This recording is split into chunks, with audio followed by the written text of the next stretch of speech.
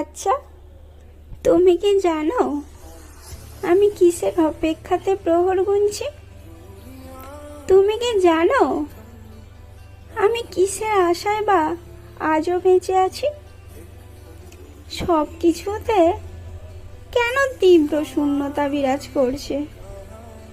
আমার ভিতরে কেন জানি মনে হয় আমার নিজের বলতে কিছুই নেই। শত ভিড়ের মধ্যেও কেন আজ নিজেকে একা লাগছে? কোথায় আছি, কোথায় যাওয়া উচিত, কিছুই বুঝে উঠতে পারছি না কেন। সবই যেন কেমন ধোঁয়াশা লাগছে আমার কাছে। বুঝতে পারছি না আমি আমার ঠিক কি করা উচিত। আমি যে নিজের মাঝে নিজেকে হারিয়ে ফেলছি। চেষ্টা করেও আজ আমার সেই আমিটাকে খুঁজে পাচ্ছি না কেন। এখন ভাবছি, আচ্ছা, আমি কি দৌড়াচ্ছি অসমাপ্ত চাহিদার পেছনে? এক শূন্যতা থেকে আর এক শূন্যতায়। ভেবেছিলাম একদিন আমি পূর্ণ হব, ভেবেছিলাম আমার সব পাওয়া হবে, কিন্তু আজ আয়নার সামনে দাঁড়িয়ে দেখি আমি ফাঁকা। আমার ভেতর শূন্যতার গর্জন। যা কিছু জড়ো করেছি সবই কেমন যেন মায়ার প্রতিচ্ছবি। ছুঁতে গেলেই বিলীন। আমি শুধু এক অস্তিত্বহীন উপমা, নামহীন, রূপহীন শূন্যতায় গড়া। দেখেছো প্রিয়, আমি তোমাকে ভালোবেসে কত কি পেয়েছি। সবার কাছে ছোট হলাম, নামের পাশে কত বদনাম বসালাম। ভাতের থালায় কান্না করার অনুভূতিও পেলাম। তুমি কি জানো, ভাত খেতে বসে মুখে ভাত থাকাকালীন অবস্থায় চোখে জল চলে আসা, আর ভাতের থালায় জল পড়া সেই মুহূর্তে মুখের ভাতটুকু গিলতে না পারার মতো কষ্টটা? বোঝো? আমি বুঝি। জানো প্রিয়, আমি তোমাকে সুখী দেখতে চাই বলেই তো নিজেকে ধ্বংস হতে দিলাম। আসলে ভালোবাসা মানেই তো ত্যাগ। আসলে ভুলটা আমারই ছিল। মাঝে মাঝে নিজেকে আর শক্ত রাখতে পারছি না। চিৎকার করে কাঁদতে ইচ্ছে করছে আমার। আমিও তো মানুষ, আমারও তো কষ্ট হয়, আমারও খারাপ লাগে, নিঃশ্বাস ভারী হয়ে যায়। অজান্তেই চোখ ভর্তি জল চলে আসে। পরে আবার নিজেই বুঝাই, ভেঙে পড়লে হবে না। জীবনে বাস্তবতা দেখা এখনো অনেক বাকি। এখন মনে হয় আমি আমাকেই চিনি না। যে আমি মাঝে মাঝে হেসে উঠতাম, অল্প কথায় খুশি হয়ে যেতাম, সেই আমি কোথায় হারিয়ে গেল? আয়নার সামনে দাঁড়িয়ে দেখি সেই চেনা মুখ, কিন্তু মানুষটা অচেনা। চোখের নিচে কেমন ক্লান্তির ছাপ, ভেতরে জমে থাকা না বলা অনেক কথা। কখন যে এত বদলে গেলাম নিজেই জানি না।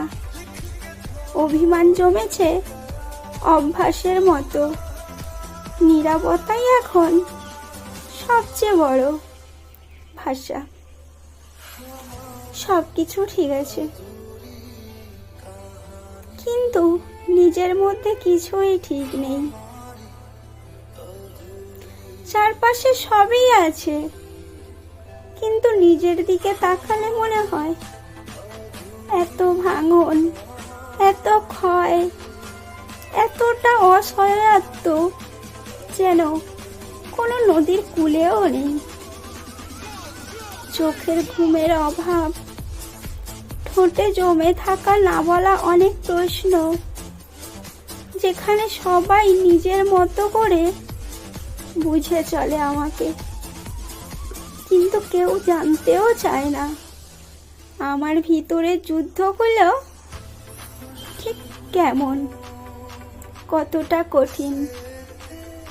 প্রতিদিন আমাকে নিজের ভিতরে যুদ্ধ করে জিততে হয়, যাতে কেউ না টের পায় যে আমি হেরে যাচ্ছি। আমার ভাঙা ভিতরটা কেউ দেখে না। আমি কি সত্যিই ভালো আছি, নাকি অভ্যাস হয়ে গেছে কষ্ট চেপে রাখার? জানি না। আমি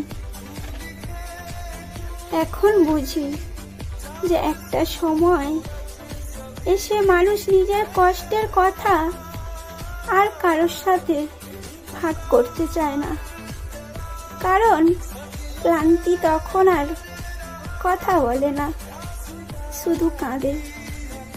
তেমন আমিও কাঁদি, শুধু ভিতরে নীরবে। এখন এটাই বুঝলাম যে যে যেতে দেয় একমাত্র সেই জানে কতটা চেষ্টার পর হাল ছেড়ে দিয়ে যেতে দিতে হয়। এখন বুঝলাম, হ্যাঁ, নারীরা বদলায়। যখন তার ভালোবাসাকে অবহেলা করা হয়, নারী বদলায়। বারবার কষ্ট পেয়ে যখন অনুভূতিহীন হয়ে যায়, নারী বদলায়। নারী বদলায় যখন তার আত্মত্যাগের মূল্য কেউ বোঝে না। নারী বদলায় ভালোবাসার জায়গায় অপমানিত হয়ে। নারী এমনি বদলায় না, তার বদলানোর পেছনে অনেক গল্প থাকে। এখন বুঝলাম যে পৃথিবীতে সবচেয়ে ভয়ঙ্কর দৃশ্য হচ্ছে চেনা মানুষের অচেনা রূপ। চিন্তা করো না প্রিয়, একদিন আমার সব দুঃখ ফুরিয়ে যাবে। হয়তো রাতগুলো আর নিঃশব্দে কাঁদবে না, চোখে কোনো জলও আসবে না পুরানো কোনো কষ্টে। হৃদয়টা অভ্যস্ত হয়ে যাবে হারাতে। দুঃখ না ফুরালেও সহ্য করার ক্ষমতা জন্ম নেবে।